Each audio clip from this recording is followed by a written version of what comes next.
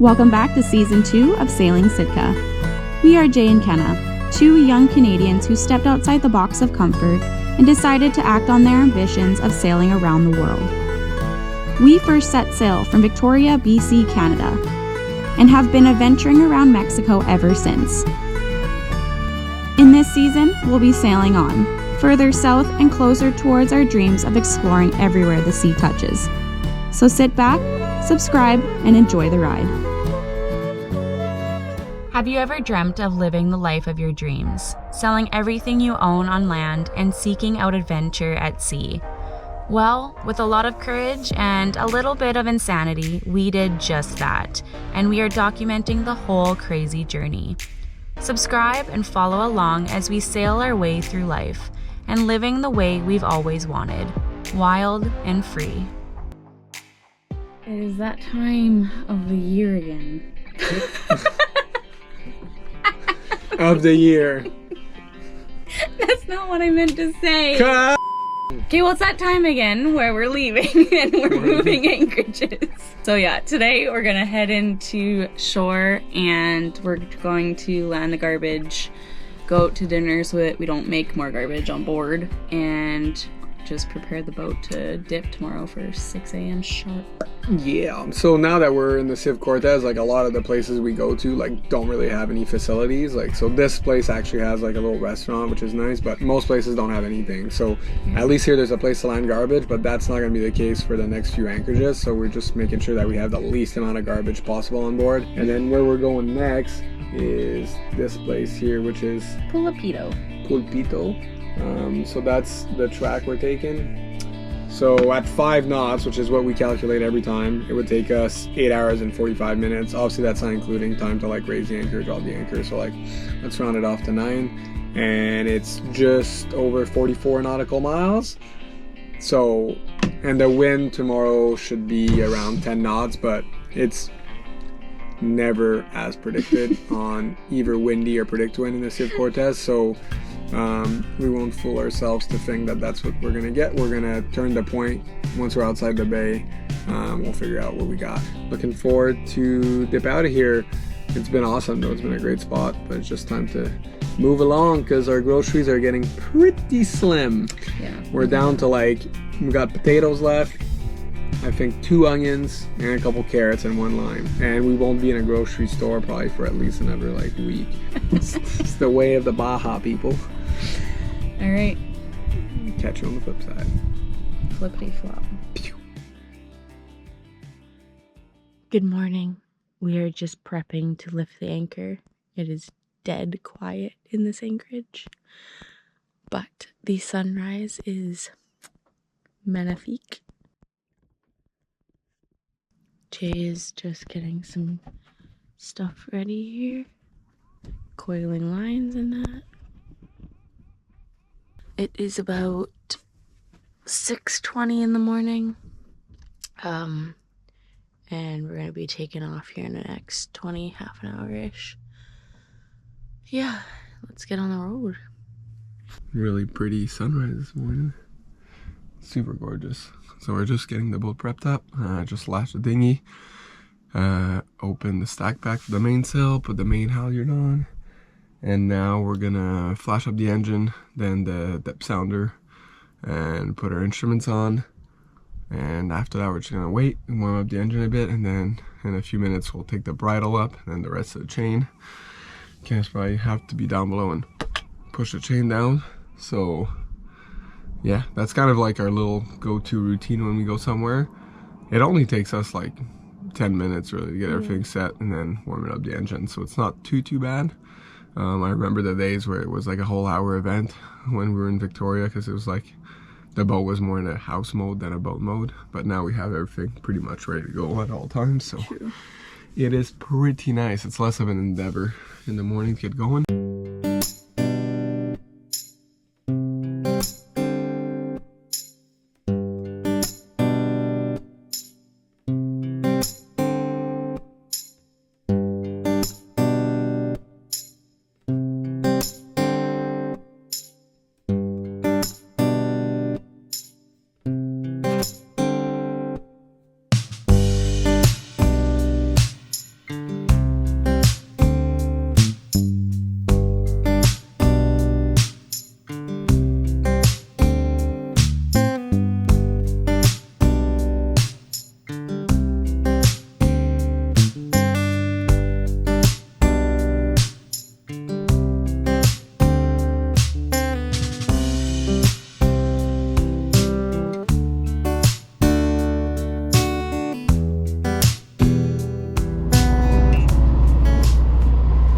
doing there, Jason, before 7 a.m.? Trying to catch a mahi, people. I don't even think they're up yet. Yeah, they're up. They're like, damn, there's a cedar plug out in here. We gonna bite. I need a fish, people. It's not even, it's getting to the point where it's more of a need than a want there. We haven't hit a grocery store in a while. It'd be nice to have some fresh fish.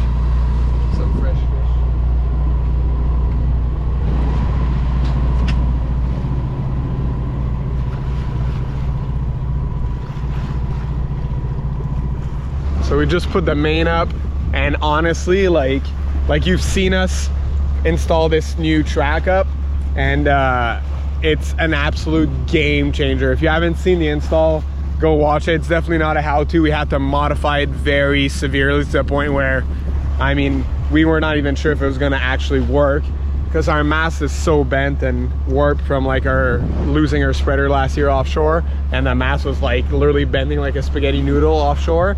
And because of that, the old track was also bent to Kingdom Come, and that's why we had so many issues last season, where we had to actually put a downhaul on the sail. So a downhaul is basically you have a halyard which raises, and normally you just let it go and your sail kind of comes down, and sometimes you might have to pull on it, but if you're upwind, your sail should just come down. So a downhaul is basically another line that ties to the top of your sail and goes up and down the sail, but if ever it gets caught, you can pull down on it. And those are used a lot on tall ships, but not on boats this size, and we needed to have one last year. And at one point we actually had to put the downhaul on the winch and break one or two of the cars up at the top of the sail to allow it to come down. So it was getting to the point where it's very dangerous. But anyways, I just wanted to show you guys, like, this is the track, the new track. Basically that slides, our existing track is behind this, so this slid on it, but we had to cut portions of our track out and then screw and drill this track so it works. So you can tell here there's screws there, and there's a lot of spots on the sails on the track that are like that. But see, these come with cars like this, and then we already had these metal shackles, and the company suggests to put webbing, which is better than metal on metal, but for us, we already had these, and they're super strong, and we have the lever protection that was put on from North Sail, so we don't want to like modify something that works already. We did have to do that for the top one, so Kenna sewn some webbing on it. But yeah, like, it used to be like a pain, like, to put the main up. I'm not gonna lie, like, it used to be a nightmare, and now it's an absolute like breeze. And we actually put a reef in last sail we did on the wind, so we didn't come into the wind to like we didn't depower it at all, and we put a reef in, and it was like the easiest reef we put in ever on this boat. Right now we're just motor sailing. We're about to get out here of Conception Bay, and once we turn the corner there, we're gonna sail. We could probably sail right now. The reason we're motoring is because we have to charge our batteries. I just took my seasickness pill, so I'm ready to rock and roll, baby. You.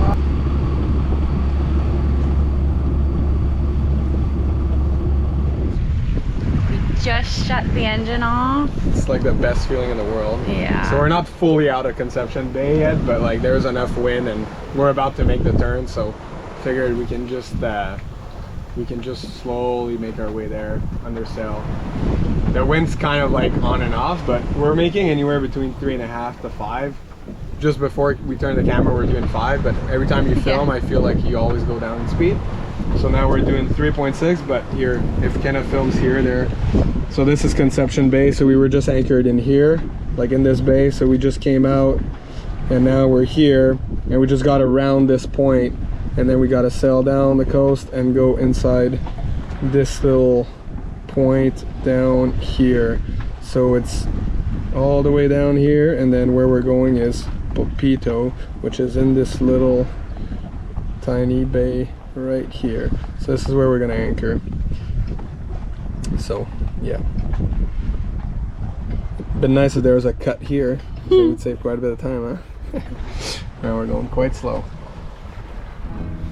We dropped down to a speed of 1.5 knots and decided that was a bit too slow for us. So we put the sails down and flashed up the engine, all for about 20 minutes until the wind began to flirt with us once again. This time, stronger than ever, we decided it was time to set the pole and sail downwind, wing on wing, which is one of Sitka's favorite sail configurations. We're on course right now. We're making 4.8, 5.3, same as what we were doing motoring. Wing on wing, baby. So it's our first time doing it this season. We were a little rusty, but we did it slow and safe, and yeah, we're good. This is perfect.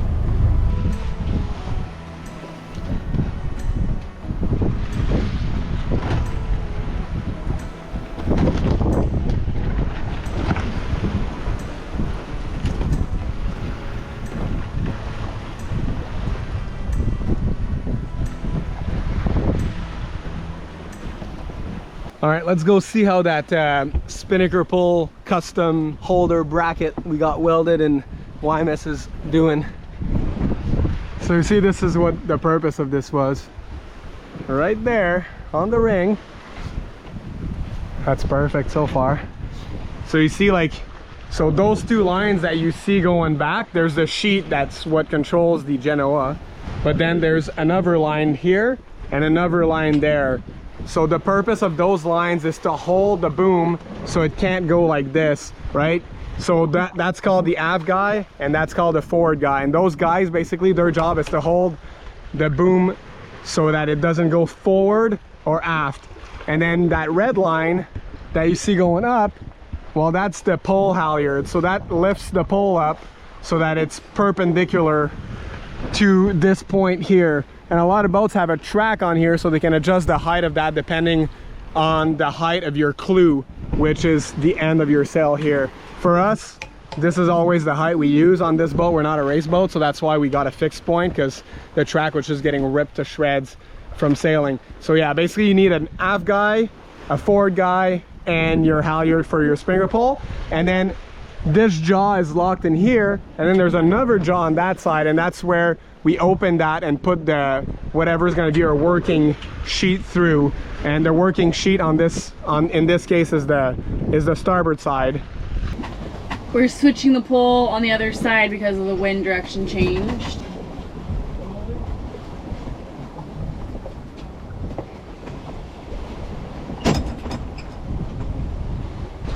All right, so the wind's picking up and changed direction to the direction that was predicted. So we had to basically jibe, but we had to switch the main, which is annoying because we have to switch the pole too. So what we do is we actually furl in the Genoa, and then we slowly jibe under control with me on the preventer and Kenna in the helm. Well, the helm, I just do the hydrovane hard over. Well, not hard over, but just enough that it's kind of dead downwind, but more favored to the side we want it on. And then we move the main over, retie the preventer, and then we reset the pole, which is what we just did. So we did this all under sail, no engine, and no autopilot, just the hydrovane. So it takes a little longer, but it's a good thing to practice. And right now we're going 4.5 knots of just the main, but we're gonna put the Genoa out, but the wind's picking up.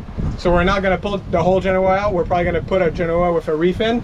And that's gonna do two things. It's gonna make us a lot more balanced, because our Genoa is quite bigger than our main. So the better for you to have your boat to be as stable as possible downwind, you want both sails to be as close in size as possible. So because so a lot of times we need the full power of the Genoa to get the speed we need, but that makes our boat do more of an S. But now that the wind's a little higher, we might be able to do hull speed with a reef in the Genoa, which will make our Genoa more similar in size. It's still going to be bigger, but more similar in size to the main. That point of land there, when we were on the other tack, basically, we were going to hit land. And there's rocks along this coast that we can't get too close to, and we have to round that point. So we needed to do this, or else we would have kept sailing fine, but into land. So this is why sometimes you got to do sail changes an hour after putting all of these sails up. Not even. But it's good practice, and me and Kenna work really well together, honestly. Like, this went super good. So we barely have to talk to each other. Like, Kenna just knows what to do now. So it's good practice. We'll put the whole Genoa out though. Whoa there, tiger boy. Let's do enough. You gotta go on your...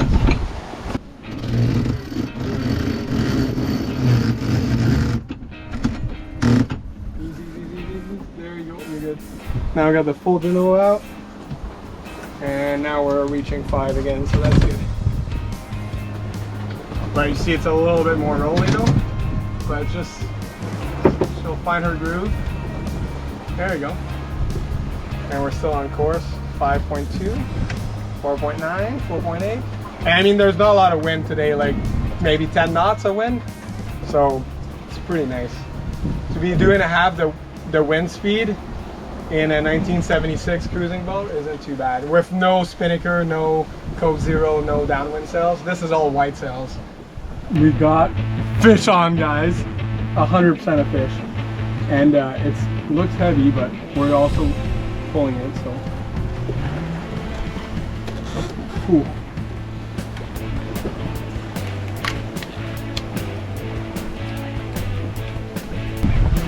I hope it's a Mahagi. This is the first fish of season 2. Yeah. This is the most active sail ever. Oh, he's fighting. Oh, come on, Eddie.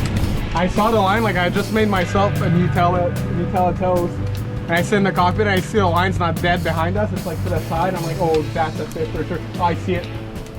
I think I see green. It doesn't look that big. Oh, is it a mine? I don't know if it's a mine. It might be a tuna. What? Or a skipjack. Oh yeah. Little tuna or skipjack.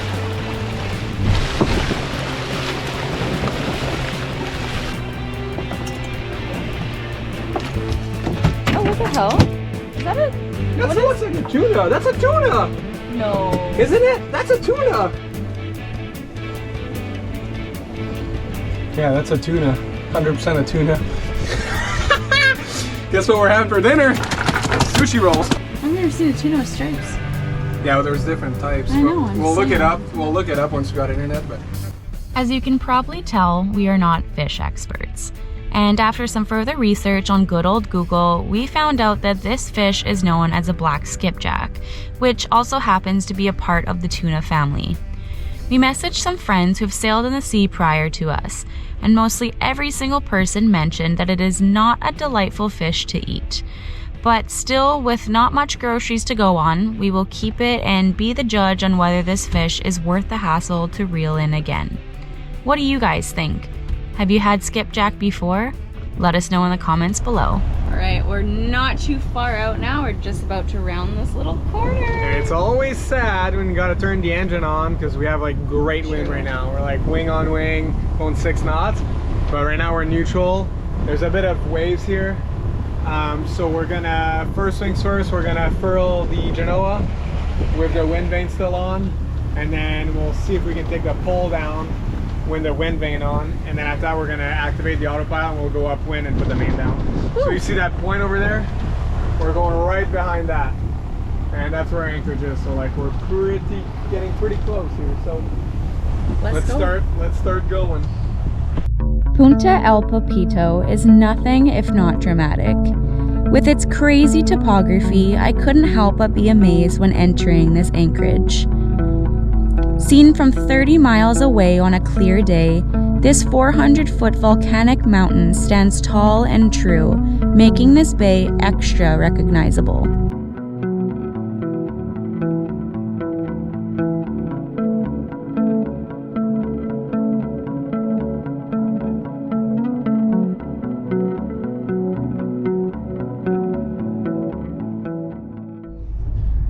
The visibility here is probably the best we've had. Like the bridle is 20 foot deep, and I don't know on camera if you can see it, but I can clearly see it and it's windy.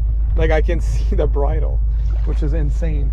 Well, not the bridle, but I mean the actual hook at the end of the bridle. Yeah. And we got this anchorage to ourselves right now, which is pretty rad. We are freaking alone here. This is cool. Yeah, look at this. It's all sea caves in there apparently. Yeah, so this huge ass Lord of the Rings rock right here has sea caves that we'll be able to explore. And there's pinnacle rocks sticking out. You can see one right there. Yeah. So like, that's the thing about these places is like, back in James Cook's day or back in the the like 1700 and the wagers day, like coming in here, damn, big kahunas. big kahunas. Yeah. It's crazy though how quick it calms down. Like we had like pretty big rolly swells right there, and then you come here and obviously like we're super protected. Obviously the wind's gonna still funnel, but there's no fetch in here. So yeah. Wow, we made it, you guys. Yeah. And this is like crystal clear water. We're so excited to explore tomorrow. Feels good to be anchored. Thank you for watching this week's episode. Next time on Sailing Sitka, we explore our new and secluded anchorage, then continue sailing south towards new sights to see. Subscribe to not miss a moment of this wild ride.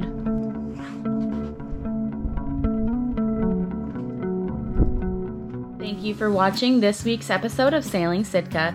Stick around for more to come. If you enjoyed, please spread the love and let us know. Special thank you to our Patreon members for making these videos possible, as well as helping our dreams come true. See you all next week.